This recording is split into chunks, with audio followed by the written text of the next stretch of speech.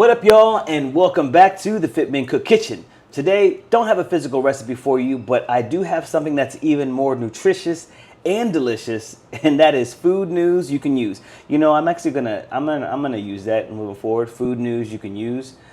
So, not sure if you've seen or read the news lately, but Instacart, grocery delivery service, is in some hot water. They got put on blast.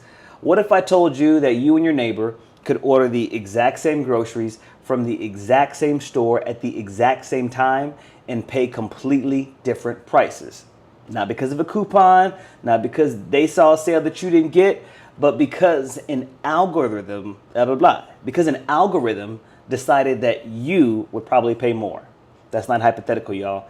That's just what got exposed, and for me, it's way bigger than groceries. So let's get into it. So here's why this should concern all of us, right? So before I show you the evidence, I need you to understand what's at stake here. Because this isn't just about Instacart, this is about what is coming next. So you've already accepted, maybe unknowingly, this technology in other parts of your life. Airlines, the prices change by the minute based on your searches. You look at a flight twice, all of a sudden that same flight is gone up. GoDaddy, man, I'm telling you, if you search for a domain for a business and all of a sudden it's taken, but you can bid on it, guess who owns that domain to sell it to you? GoDaddy. Ding, ding, ding, ding, ding. Yeah. Uber. It surges when you're stranded and they know it. You need a ride from downtown at 2 a.m. They know you're going to pay that price.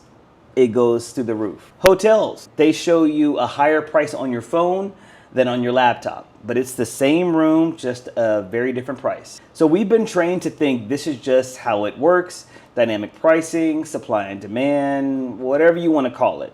But to me, there's a line. And I think groceries cross that line. Because food is essential. We can always skip the vacation. We can always take the bus. But we can't skip eating. And here's what keeps me up. If this works for groceries and it's proven to work, then it's going to spread. Just hear me out. Imagine your prescription price is set by how urgently you refill. So the algorithm knows when you're running out. Imagine your electricity rate based on your payment history. So if you late once, you pay more forever. Imagine healthcare costs based on your grocery purchases and what they say about your health. And that's not science fiction. Why? Because the FTC, the Federal Trade Commission, found that companies building these tools, they already work with over 250 clients, y'all, across industries. So in grocery, in healthcare, in hospitality, in finance. And if you think about it, guess who's going to be hit the hardest? The people with the fewest options. These are the elderly people who can't drive. These are the disabled individuals. These are the single parents. These are the people who live in food deserts with no nearby stores. Essentially, the less flexible you are, the less flexibility you have, the more you pay. And groceries are just the test case. Let's talk about what's at stake and show you all the proof behind these claims. So earlier this month, Consumer Reports, Groundwork Collaborative, and More Perfect Union released a study. Now, they had 437 people across 4 cities shop on Instacart at the exact same time at the exact same store. Here's what they found. 74% of the items they tested were priced differently depending on who was shopping. At a Safeway in DC, the same dozen eggs, a Lucerne brand, the same carton had 5 different prices. $3.99, $4.28, $4.59, $4.69, and $4.79. Same eggs, the same store, and at the same moment.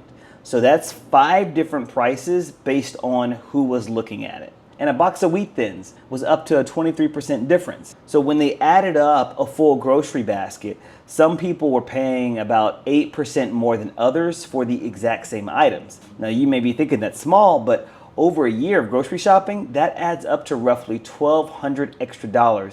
And not because the prices went up, but because the algorithm decided that you specifically would pay more. What really bothers me about this, it kind of reminds me of the shutdown when a Kroger executive admitted that they were engaging in some price gouging during the lockdown. This is like the same coin, but just the different side. When consumers need the most help right now with tariffs and the cost of living just skyrocketing for people, with food banks and food pantries experiencing a lot more patrons.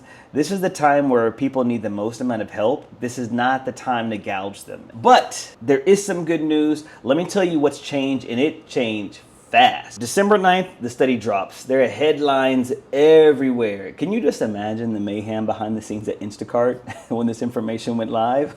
Now, just 5 days later, Senator Chuck Schumer sends a letter to the FTC asking them to investigate. 3 days later, 17th, the FTC confirms that they've sent a civil investigative demand to Instacart. That basically means this is a legal subpoena. We want to see the records. We want to know what's going on. And check out what they said. They were so just like playing with it. Like so many Americans, we are disturbed by what we have read. And then yesterday, December 22nd, Instacart announces that they're ending these pricing tests effective immediately. Here's their statement. We understand that the tests we ran missed the mark for some customers. At a time when families are working hard to stretch every grocery dollar, those tests raise concerns. That's not okay.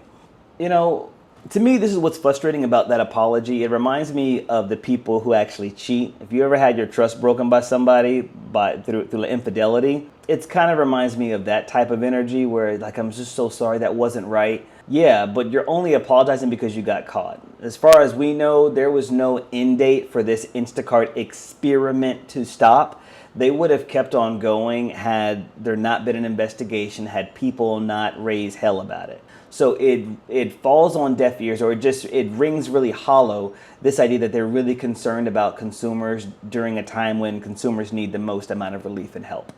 And what's also interesting is just the timeline, y'all. This happened in 2 weeks. So they had the investigation with the article, then they had the FTC probe, and then they had a policy change. That's just 2 weeks. And for me, this is what happens when people pay attention. As a double check, I did try to search for some items today using 2 different Instacart accounts. The prices were the exact same, but here's what I did notice. On my primary account, they showed me raw whole food ingredients. On the account I barely use, they had the package and ready-made stuff front-loaded. So they stopped all the pricing games, but it looks like they're still profiling. So still deciding what you see based on what they know about you. So that's just something to think about. I'm not naive. Instacart stopping this does not mean the technology just disappears. There are other companies that are watching, and other industries are already using it, but the laws are starting to catch up. New York just became the first state to pass a law requiring companies to tell you when AI sets your price, and that took effect last month in November. Now, the law requires a disclosure that says this price was set by an algorithm using your personal data. And other states like California, Colorado, Pennsylvania, they're considering laws too that go way further. They're trying to have outright bans on surveillance pricing. And from a consumer standpoint, this is winnable. You see how fast the timeline moved, but it's only effective if you keep the pressure on. So you may be thinking now, all right, Kev, I got all the doom and gloom, but what does this mean about us? What can we do? Don't worry, y'all. You know I got you. First is shop in store whenever you can. I know it's not always possible. I'm weird. I go to the grocery store several times a week because I just like it. But in store, everyone pays the same price. No algorithm decides what you will pay and what you will tolerate. So number 2, you can compare before you buy. So don't just trust the app. You got to check the store's actual website too. Sometimes the prices are actually different. 3, pay attention to policy. This isn't just a personal finance issue. This is a regulatory fight. So you got to support transparency laws in your state if that's important to you. Number 4, stay informed. This story moved in just 2 weeks. So when we pay attention, things shift, things happen. And honestly, this is part of why I've always believed in cooking at home, why I always preach meal prep. Why? Because of control. You get to know exactly what goes into your food, exactly what goes into your body. You're in the driver's seat. So the more that you can reduce your dependence on these systems designed to extract the maximum amount of dollars from you, the better off you are. I'm an OG in this. I've been doing this for a minute, for over a decade, teaching people to cook, to eat well, to take care of themselves. But part of taking care of yourself is making sure that you're not getting played. Your grocery bill shouldn't depend on what an algorithm thinks you'll tolerate. Neither should your prescriptions or your health care or your utilities. Groceries were the test case and we caught it. Now we gotta just keep watching. If you found this helpful, I'd appreciate it if you share it with somebody who uses delivery apps. They actually deserve to know. And drop a comment. Have you noticed some weird price differences? Let's talk about it as a community because I really want to know. I want to hear it. And you know who also wants to hear it? Who's watching the videos, who's reading the comments? These types of brands, because they want to know what consumers think. So let's tell them. And remember, if you like this type of content, let me know it. I want you to like, comment, subscribe. That helps me to keep the channel going so I can provide free content that will help others live healthier and happier. My new spices just dropped on fitmancook.com and thefitcook.com, so go ahead and check those out. They are amazing spice blends. I've already been getting text messages from friends and emails from followers who have purchased them. Supporting my small business helps me to continue to bring you quality content straight to you. All right, y'all. Until next time, keep it well. Wait. What am I saying again? I'll see you on the next one. Peace.